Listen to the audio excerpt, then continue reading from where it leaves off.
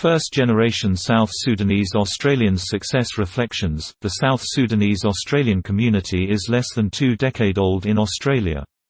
This community comprises of large portion of first-generation South Sudanese Australians and with majority of younger second generation born in Australia. There have been major turbulence in smaller percentage among first-generation youths, but again one could see huge smile in this community brought by many successes. Majorly, most first generation have success stories that make everyone smile and proud. These stories range from universities' graduation successes, mainstream sports successes, through to modeling. A decent community is cohesive, protected, certain, prosperous and upbeat spot. It is liberated from neediness and wrongdoing, giving a high caliber of life for everybody that lives in it and called it common ground. It esteems and promotes openness, participative improvement supported by a consistent culture of trans-generational learning. At the point when conversations occur about first-generation South Sudanese Australians, frequently the emphasis is on how distraught or disadvantaged and successful they are in contrast with their peers Australian counterparts whose parents went to university. South Sudanese Australians first generation have emerged strongly in academic fields, sports and modelling, with most of them having transitioned extremely well in Australia's mainstream middle income level after university graduation.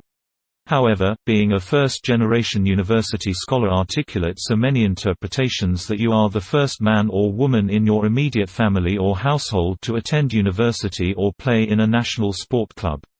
In different words, neither of your mother and father have a university degree or played for national clubs before. Subsequently, a lot of questions come with being a first-generation university student or university graduate from your family.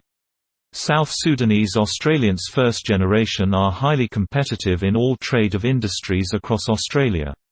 They're exploring uncharted territory after all, having graduated from university and enters professional workforce or with no professional work attachment does not distress a South Sudanese man or woman, so long there are other greener avenues to earn a living in unconnected industries that do not require university degree.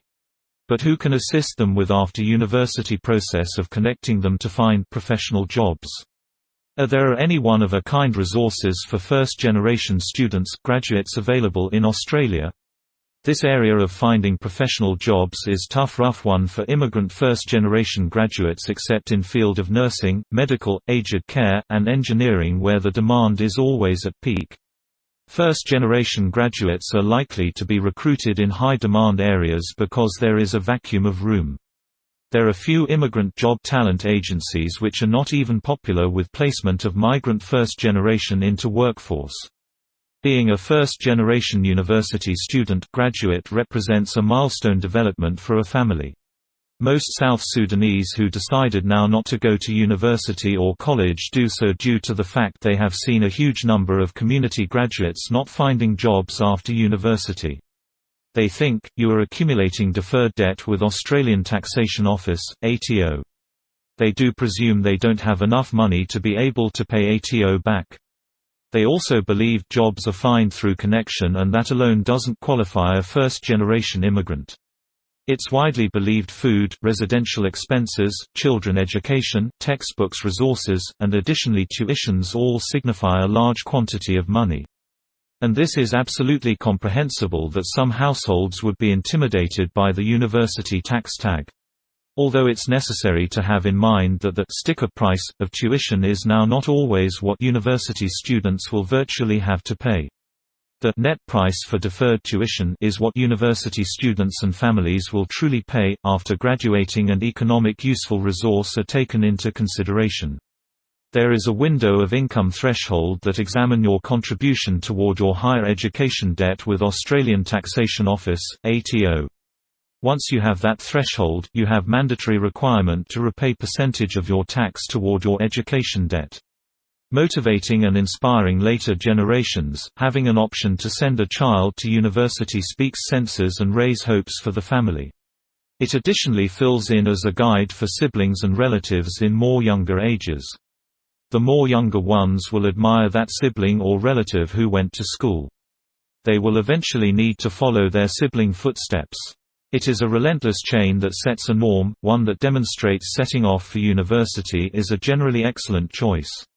Younger siblings or cousins will need to do it as well and will battle more diligently to arrive at university door.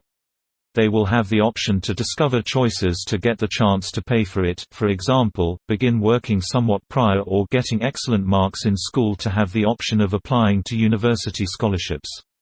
Majok Wachok is a first-generation South Sudanese Australian and he is a public health professional, author, publisher and web developer entrepreneur.